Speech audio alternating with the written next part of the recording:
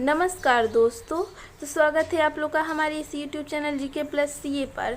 आज हम लोग जनरल नॉलेज के टॉप 15 क्वेश्चंस के जीके क्विज को सॉल्व करेंगे। तो चलिए देखते हैं कितने मार्क्स आप प्राप्त कर रहे हैं। तो शुरू करते हैं क्वेश्चन नंबर 1 से। आपका पहला क्वेश्चन है, राष्ट्रीय ध्वज की लंबाई यानी कि नेशनल फ्लैग की जो लंबाई और चौड़ाई का अनुपात क्या है। याद रखिए दोस्तों, मैंने लंबाई और चौड़ाई कहा है। ऑप्शन है आपके 2:1, 3:2, 2:3 या 3:4। तो इसका सही आंसर हो जाएगा दोस्तों 3:2। अगर मैंने इसको चौड़ाई और लंबाई पूछा होता तो इसका होता 2:3, लेकिन मैंने लंबाई और चौड़ाई पूछा है तो इसका सही आंसर हो जाएगा 3:2। याद रखें दोस्तों, कंफ्यूज बिल्कुल भी ना हो। अब पूछ दिया जाए, राष्ट्रीय ध्वज से रिलेटेड कुछ क्वेश्चन को कवर कर लेते हैं। राष्ट्रीय ध्वज को हमारे भारत में कब अपनाया गया था? तो ये डेट है दोस्तों 22 जुलाई 1947 में राष्ट्रीय ध्वज को अपनाया गया था। और इसमें 3 रंग होते हैं, पहला केसरिया, दूसरा सफ़ेद और तीसरा हरा। केसरिया जो है वो त्याग और बलिदान का प्रतीक है, जबकि सफ़ेद जो है वो शांति का प्रतीक है, और हरियाली जो है देश की समृद्धि का प्रतीक है। और अब पूछ दिया जाए कि जो राष्ट्रीय ध्वज में जो चक्र होता है उसका नाम क्या है और इसमें कितनी तिलियाँ होती है? तो उसका नाम है दोस्तों अशोक चक्र।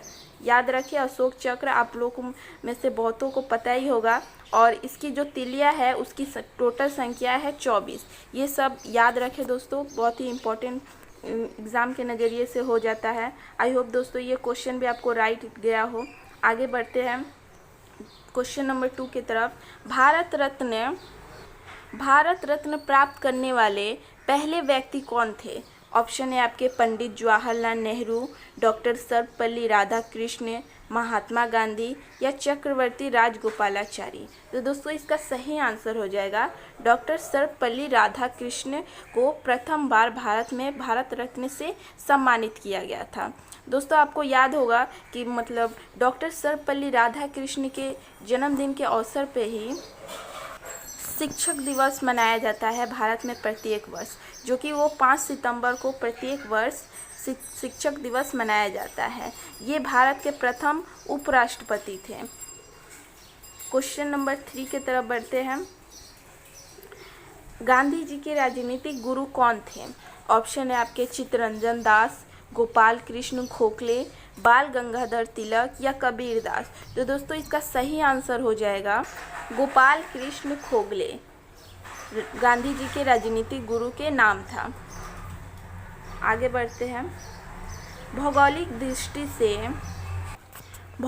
दृष्टि से भारत की प्राचीनतम पर्वत श्रृंखला कौन सी है? ऑप्शन है आपके हिमालय, अरावली, विंध्याचल या सतपुड़ा। तो दोस्तों इसका सही आंसर हो जाएगा अरावली जो है वो भारत की सबसे पुरानी यानी कि प्राचीनतम पर्वत श्रृंखला है। नेक्स्ट क्वेश्चन की तरफ बढ़ते हैं। संसार की सबसे लंबी नदी कौन सी है? ऑप्शन है आपके मिसिसिपी नदी, अमेजन नदी, नील नदी या ब्रह्मपुत्र नदी। दोस्तों मैंने लंबी नदी पूछा है, तो लंबी नदी का सही आंसर हो जाएगा नील नदी। संसार की सबसे लंबी नदी है नील नदी।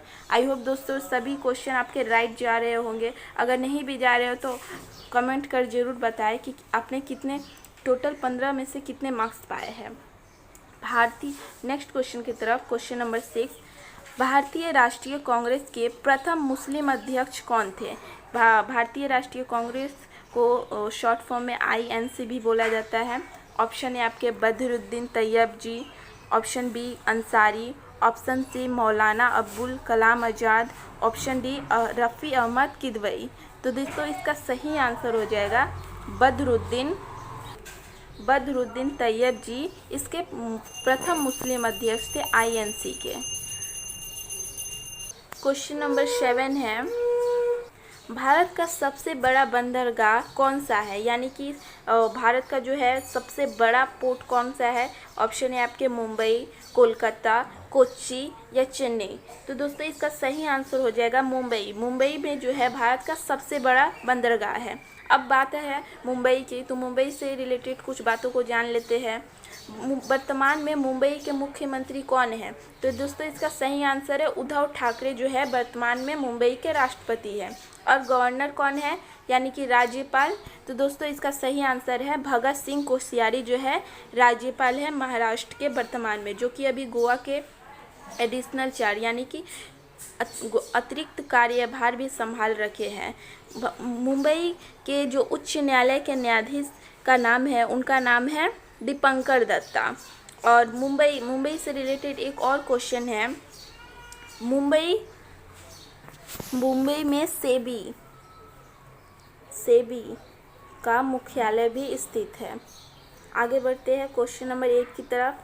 मूर्ति पूजा का आरंभ कब से माना जाता है? ऑप्शन है आपके पूर्व आर्यकाल से, गुप्त काल से, मुगल काल से या कुषाण काल से। तो दोस्तों इसका सही आंसर होगा पूर्व आर्यकाल से मूर्ति पूजा का आरंभ माना जाता है। आप वीडियो को पॉज करके अपना क्विज सॉल्व करते जाए दोस्तों, और देखिए कितना मार्क्स आप प्राप्त कर रहे हैं। सिंधु नदी का उद्गम स्थल कहाँ है? ऑप्शन है डल झील, मानसरोवर झील, शेषनाग झील या वुलर झील। तो दोस्तों इसका सही आंसर है मानसरोवर झील। और वुलर झील ये जो है भारत की सबसे मीठी झील का नाम है, जो कि जम्मू एंड कश्मीर में स्थित है, याद रखें दोस्तों। नेक्स्ट क्वेश्चन, सिंधु घाटी की सभ्यता किस प्रकार की थी? ऑप्शन है आपके ग्रामीण सभ्यता, ऑप्शन बी नगरीय सभ्यता, सी या दोनों बोथ यानी कि ग्रामीण और नगरीय दोनों, या इनमें से कोई नहीं। तो दोस्तों इसका सही आंसर है नगरीय सभ्यता थी। सिंधु घाटी एक नगरीय सभ्यता थी। क्वेश्चन नंबर 11, मौलिक अधिकारों के अंतर्गत कौन सा अनुच्छेद बच्चों के शोषण से संबंधित है? ऑप्शन है आपके अनुच्छेद 15, अनुच्छेद 17, अनुच्छेद 21 या अनुच्छेद 24।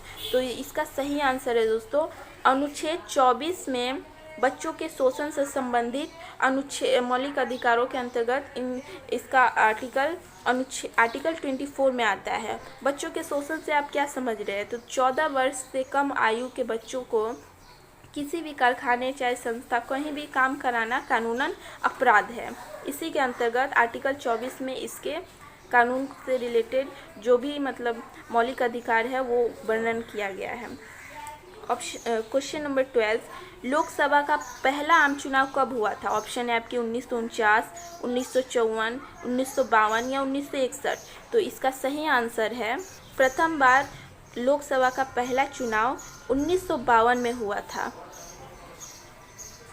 अब पूछ दिया जाए लोकसभा के प्रथम अध्यक्ष कौन थे?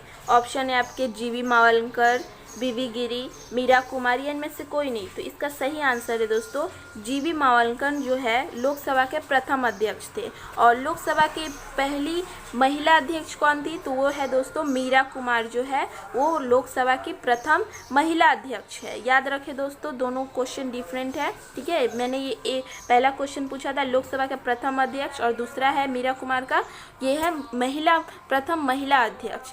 आई होप दोस्तों आपको समझ में आ रहा होगा और आप टेस्ट भी दे रहे, क्विज भी दे रहे हैं हम। क्वेश्चन नंबर 14, ऋग्वेद की मूल लिपि क्या थी? ऑप्शन है आपके ब्राह्मी, देवनागरी, खरोष्टी या हीरोग्राफिक। तो इसका सही आंसर है दोस्तों ब्राह्मी। ऋग्वेद की मूल लिपि का नाम था ब्राह्मी। अब पूछ दिया जाए वेद कितने प्रकार के होते हैं? तो वेद 4 प्रकार के होते हैं, उसके नाम ऋग्वेद, सामवेद, यजुर्वेद और अथर्ववेद। याद रखें। क्वेश्चन नंबर 15, महात्मा बुद्ध के घोड़े का नाम क्या था? ऑप्शन है आपके चेतक, कंथक, चन्ना या इनमें से कोई नहीं। तो इसका सही आंसर है दोस्तों कंथक। कंथक जो है महात्मा बुद्ध के घोड़े का नाम है। आप लोग याद, आई होप दोस्तों ये 15 क्वेश्चन में आप लोग अधिक से अधिक नंबर प्राप्त किए होंगे। कमेंट कर ज़रूर बताएं कि आपने कितने मार्क्स पाए हैं। और ये आपके लिए क्वेश्चन है, वर्तमान में भारतीय संविधान में मूल कर्तव्य की संख्या कितनी है? ऑप्शन है आपके 5, 6, 8 या 11। कमेंट कर जरूर बताएं दोस्तों कि आपने कितने मार्क्स पाए हैं और ये अंतिम क्वेश्चन का भी आंसर आपको ही कमेंट कर बताना है। आई होप दोस्तों ये वीडियो आपको पसंद आई हो। अगर वीडियो पसंद आई है तो आप GK+CA चैनल को सब्सक्राइब कर बेल आइकन को ज़रूर प्रेस करें ताकि ऐसे नॉलेजेबल वीडियोस अपडेट आपको अप टू डेट होते रहें। Thanks for watching GK+CA। आपका दिन शुभ हो।